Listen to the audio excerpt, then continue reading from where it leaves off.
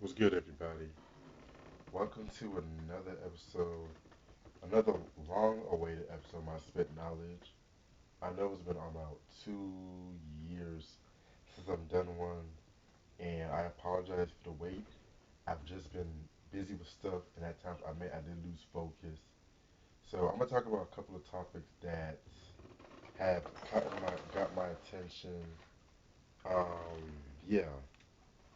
First topic I'm gonna talk about is oh yeah, and that's one thing. I'm gonna try to do a spit knowledge.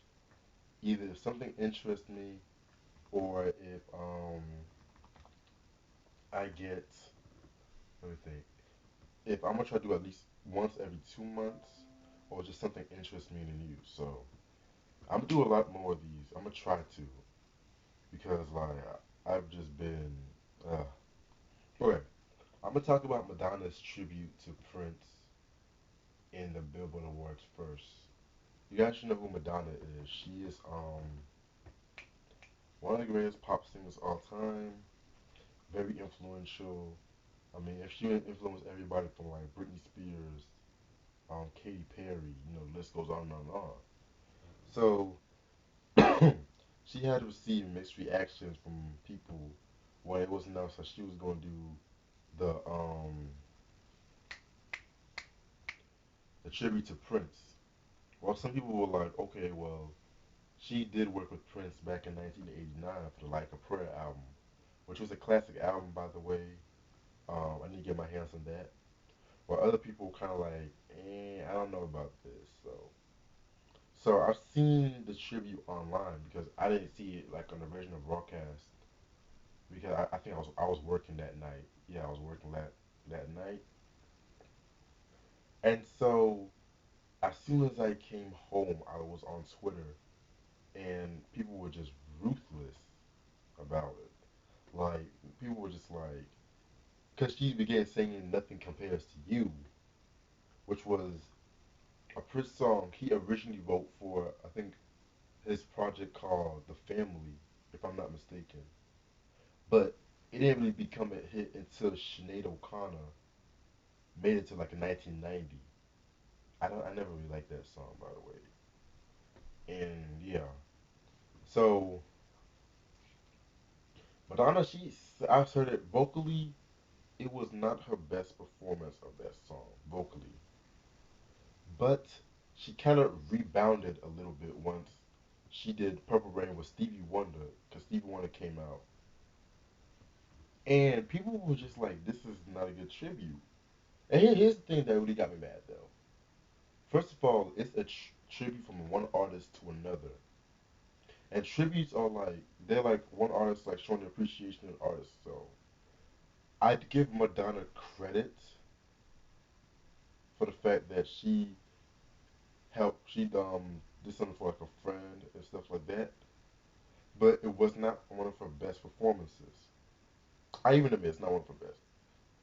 So yeah, very, very, very, very. People were just ruthless about it, and people were like, "Oh, this is just horrible." And so I also read that the BET Awards are going to do a tribute to Prince. Here's the thing: if they're going to do a BET, they're going to do a tribute to Prince. They should have Sheila E. Like people like Sheila E. help with it. Maybe Jimmy Jam, Terry Lewis, who both of them I believe were on the time. I mean, they should have people closely associated with Prince. Somebody that actually heavily influenced what Prince do some of the songs. Like, if you don't believe me, look at D'Angelo's performance of in the Jimmy Fallon. I think it was Jimmy Fallon. He performed "Somewhere It Snows" in April off on Prince's Parade album. That tribute was you have to see it. You have to see it for yourselves because that is the definition of a tribute right there. He literally gave me chills when he sang that. So I had because like sometimes BT they do this thing where they kind of mess up tributes and stuff like that. Because I remember one time, I think the BT Awards 2010, when Prince was honored with the Lifetime Achievement Award, and before the Lifetime Achievement Award happened, I think Trey Songz was singing, and he said he had this huge song called "Yo Side of the Bed," which sounded similar to Prince's "Purple Rain."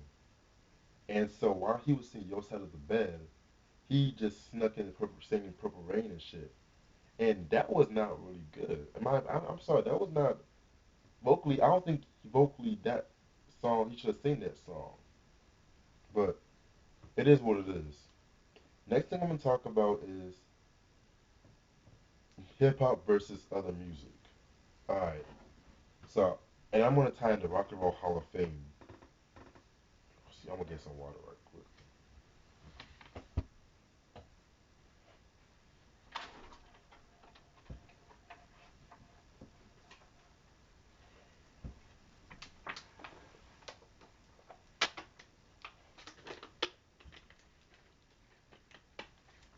Okay, sorry about that. My throat was dry. So Gene Simmons. For those of you who don't know who Gene Simmons is, he is like the bassist of the group Kiss, rock group Chris. That Kiss, excuse me.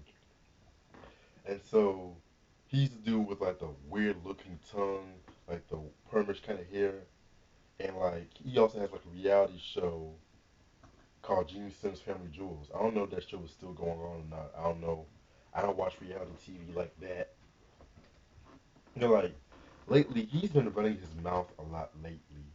And one comment that struck me is how when NWA was inducted to the Rock and Roll Hall of Fame, congratulations to them by the way. Um, Gene Simmons kind of like, oh, hip hop does not belong in the Rock and Roll Hall of Fame.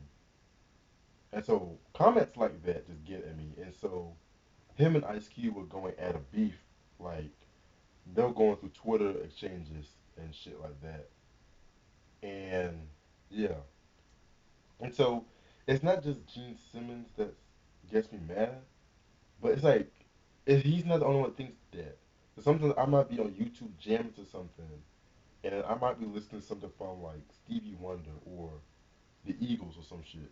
And sometimes I like to read the comments because I like to like I sometimes I be learning a lot from comments. I like people's reactions, and they be like, um, "What happened to good music like this?" And so you might see like 20 thumbs up for this. This is hypothetically speaking. And then I look and they said this like thing called view supplies, and the first reply is like hip hop happened. And next thing you know, there's like 80 something thumbs up. It's like, why would somebody like? This is the one thing I don't. People just make me laugh though. See, people don't like hip hop because of the fact of sampling and all the other shit. But at the same time, sampling has had its roots way before hip hop started. Like disco, even psychedelic music had somewhat of samples. Don't believe me. There was this one disco group. Damn, I forgot the name. But they had this huge song back in like the late '70s, mid to late '70s. This disco song, "A Fifth of Beethoven," where they kind of re in the way like redid or sampled like this Beethoven's I think Fifth Symphony, I believe. And so yes, I do listen to Beethoven sometimes. And so people they give that credit, but they don't give sampling hip hop credit. And I'm gonna talk about the Rock and Roll Hall of Fame. What people think about that,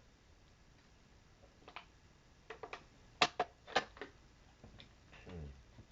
Because there have been. It's not just hip hop, but Rock and Roll Hall of Fame. They started like in 1986, 87, and so people like it started with like rock singers like Chuck Berry, and it evolved into soul music. Like Aretha Franklin, I think I believe the first soul artist inducted into Rock and Roll Hall of Fame. Correct me if I'm wrong, but um, I was watching one of this video, and this dude he says stuff like, "I don't think black artists should deserve to be in the Rock and Roll Hall of Fame," And it's kind of like, whoa, what?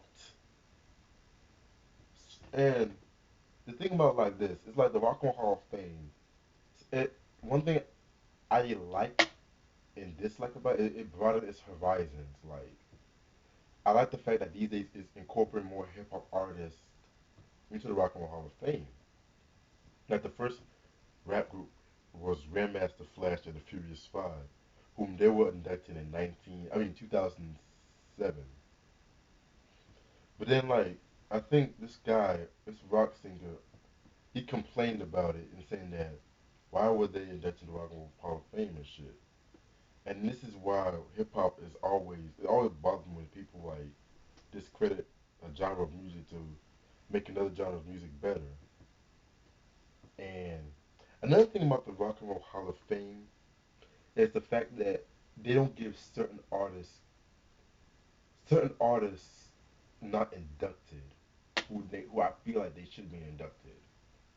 Prime example is Deep Purple. They have been nominated for years. I mean, I think since like the, if I'm not mistaken, the mid to late '90s. And somehow the Rock and Roll Hall of Fame always puts them around to the side. But Deep Purple, they were like one of the originators of heavy metal, in my opinion. Like Deep Purple and Rock, Machine Head, are you? Those are classics, man. Like those are classics. Smoke on the Rock, like the guitar riff for Smoke on the Rock, that every guitarist attempts to play that song. Like that's like the first time every guitarist try to play. And you guys are telling me that um I believe hold on, what's the band name I don't fucking like.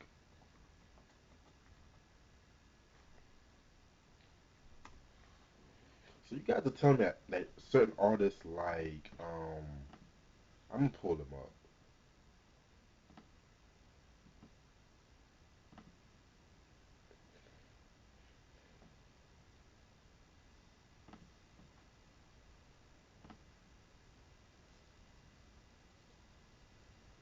So you guys are telling me that people like Green Day get inducted, like Green Day gets inducted before Deep Purple, um, people like goddamn, what's this cat name? Yeah, people like,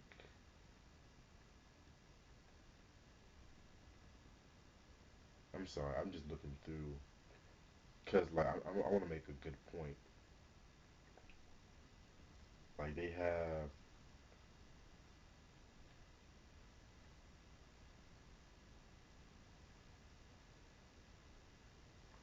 like Green Day gets inducted before the Hall of Fame, before Deep Purple.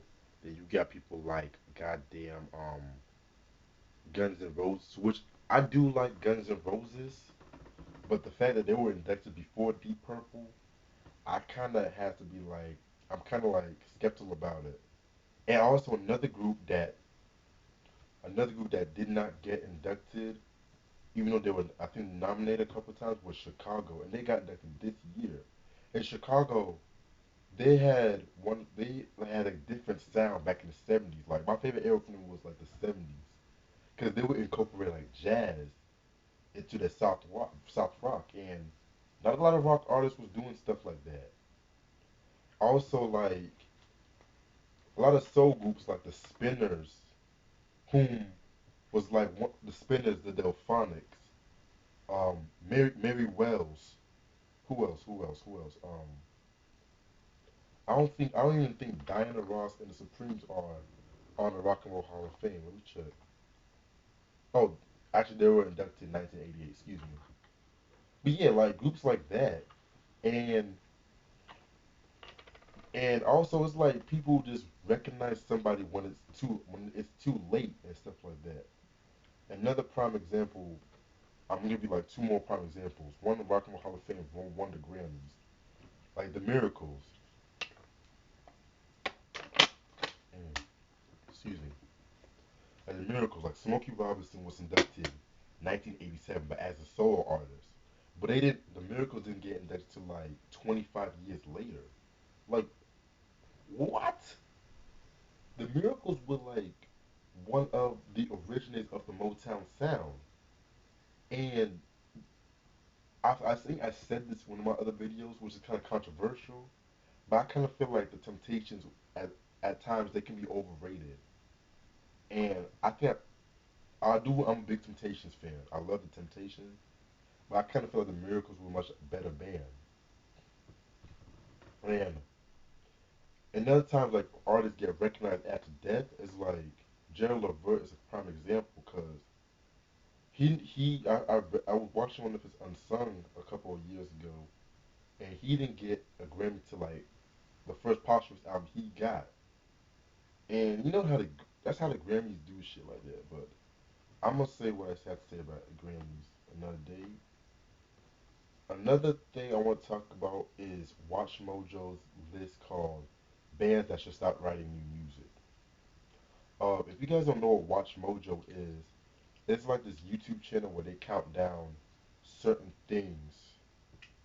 Personally, I don't like the channel like that, but I watch it time after time because sometimes I'm out like music stuff, or movies, or television, or like activism. I might check it out, but also um, they had this list last week called bands that should start writing new music. Basically, in other words, bands that should just retire. And so that's like a biased list because I was watching it. They had certain bands like Black Sabbath, Pearl Jam, U2, and I'm kind of looking at myself like they put Pearl Jam.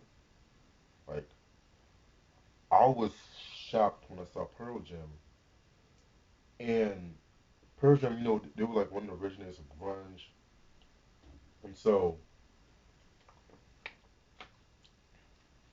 although like in my opinion, I prefer that '90s stuff, but at the same time, I'm still glad that they're still like the most one of the most consistent. And so there were, I think the narrator he said that something like Pearl Jam could not really appeal to today's demographic or some shit like that. And I was kind of like, what the hell is that supposed to mean? Like, I believe like they still have the original members from the same band. They still selling out concerts. Um, they're still getting critical acclaim with a lot of their albums. They still sound the same.